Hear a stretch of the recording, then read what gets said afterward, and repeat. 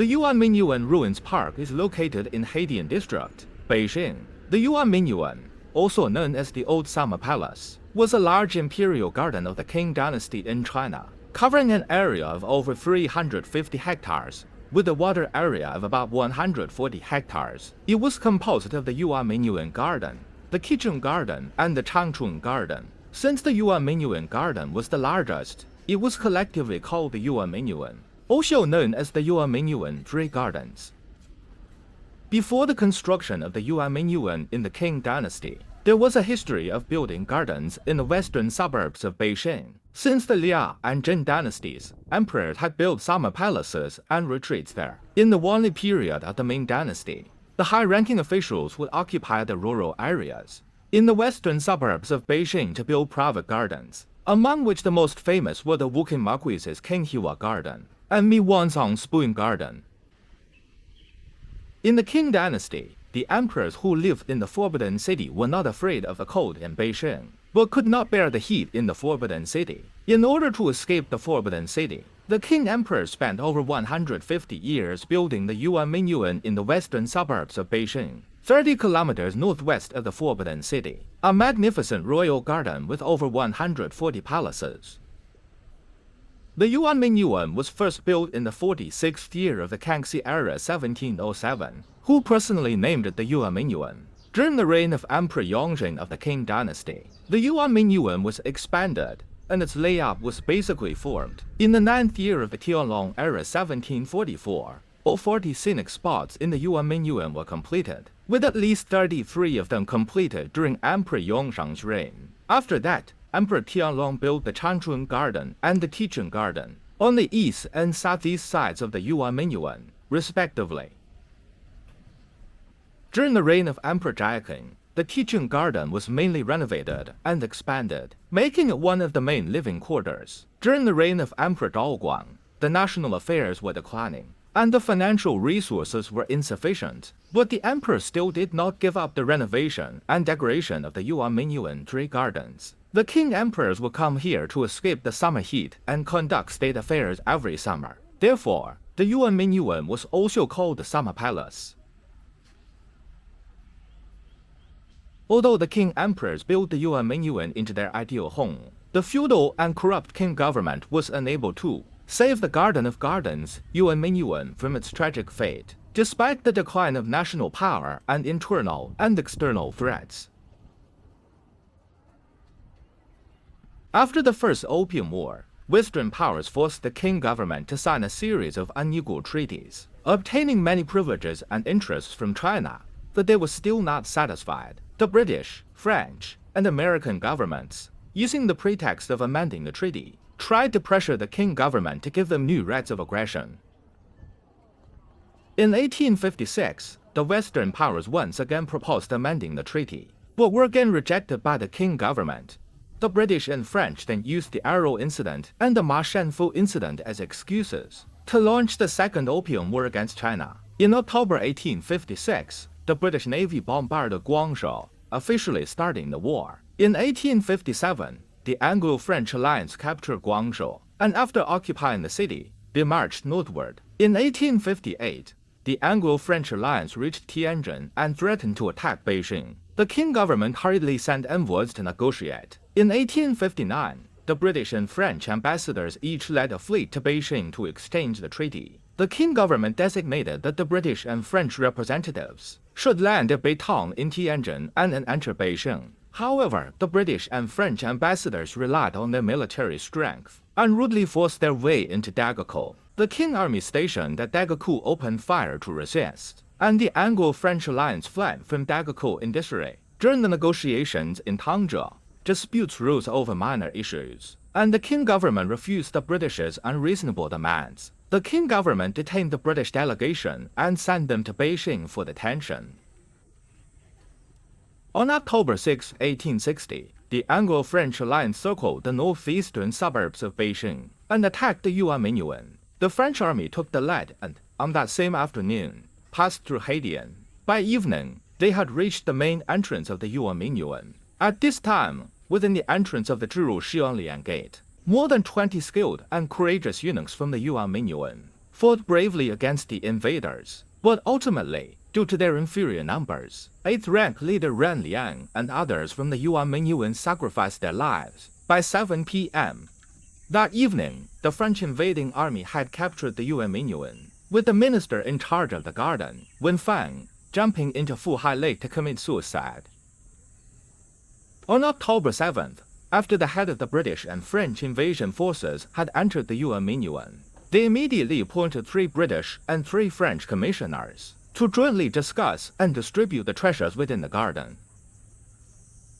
The commander of the French forces, Yuan, wrote to the foreign minister of France on the same day, "I have instructed the French commissioner to pay special attention to selecting the most valuable items of art and archaeology. I will present to His Majesty Napoleon III some very rare Chinese items, which will be placed in the French Museum."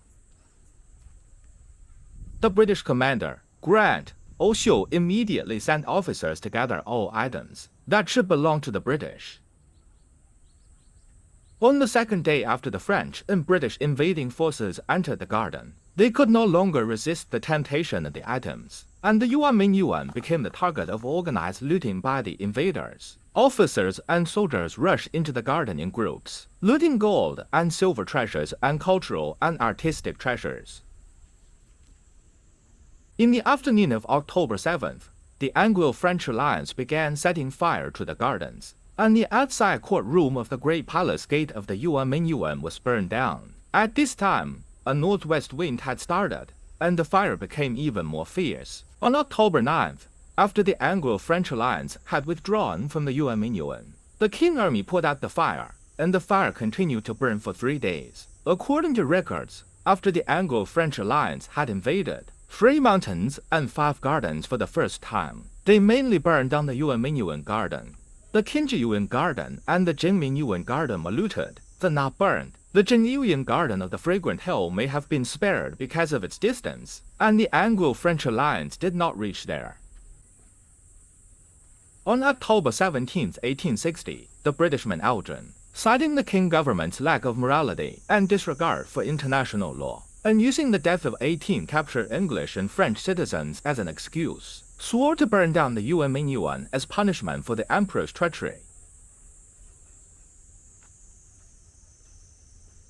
On October 18th, Elgin ordered the burning of the Yuanmingyuan. So, Lieutenant General Mitchell of England led 3,500 British soldiers into the Yuanmingyuan, and the Yuanmingyuan was subjected to a second fire. The soldiers were assigned to set fire to various palaces, pagodas, and other buildings. The fire lasted for 3 days and 3 nights, and the flames were fierce, causing great damage to the Yuanmingyuan. The loss was particularly devastating for the Wenyuan Pavilion, where about 10,500 volumes of books and archives, including some of the most rare and exquisite works on Chinese history, science, philosophy, and art, were burned to ashes in Elgin's fire. Since many pavilions were built with flammable pine wood, the smoke filled the sky over Beijing's north suburb for several days, carrying the pungent smell of pine resin. British Army Chaplain Robert McGee said without a trace of guilt, "There will be no more eyes to witness the artistic genius and taste of another era. Let not one remain, not a single building, and let there be no trace of palaces here. Now, let's return to Beijing. The great work is done." For the crimes of the Anglo-French alliance, Victor Hugo once wrote, "The 2 thieves who will be punished by history, one is called France, the other is called England." According to statistics, in the vast Yuanmingyuan 3 gardens, only 20 to 30 pavilions, gazebos, temples, official gates, and guardhouses survived, but their windows and doors were often missing, and the furnishings and desks inside had all been looted. At the same time, some buildings in the Qingyuan Garden of the Longevity Hill, the Jingmingyuan Garden of the Fragrant Hill, and the Jingmingyuan Garden of the Yuguan Hill were also burned down.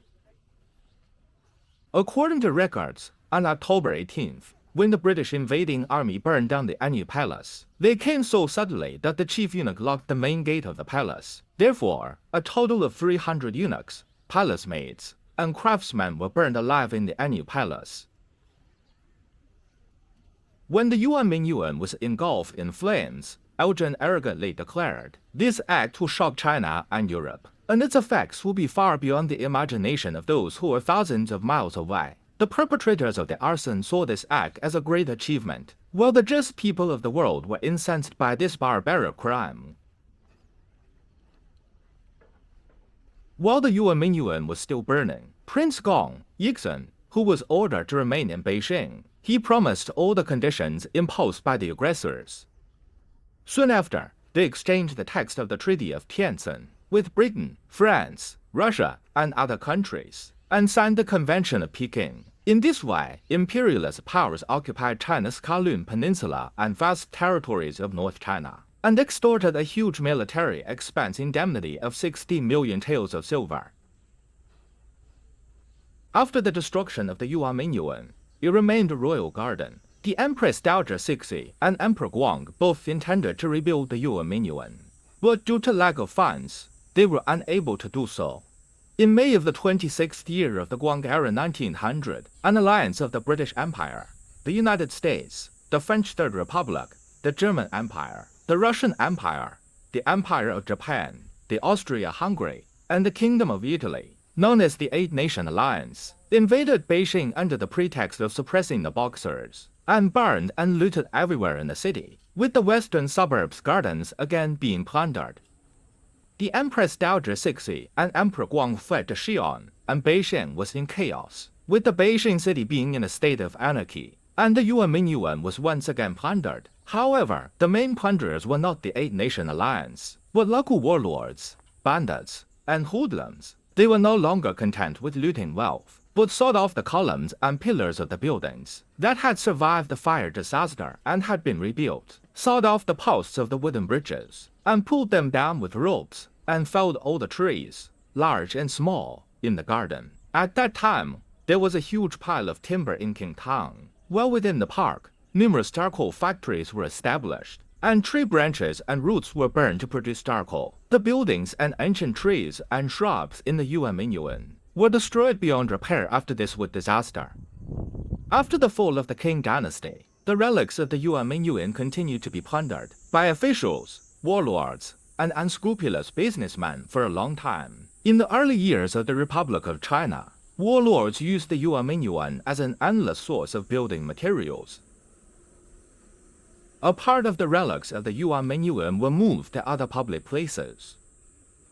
From the second year of the Xuanchong era to the 26th year of the Republic of China 1910 to 1937, the bronze pylon of the Changchun Garden Gate, the Danyu stone steps of the Annual Palace, and the stele of the Shu Miumings was successively moved to the Summer Palace. The stone pillars and the stone pylon of the Annual Palace, the stone bridge of the Ziyanglu European palaces, the upside-down stone carp, and the Meiji stele, the Meihua stele, and the Wenyuan Pavilion stele were respectively moved to the old campus of Yanqing University and the Beijing Library.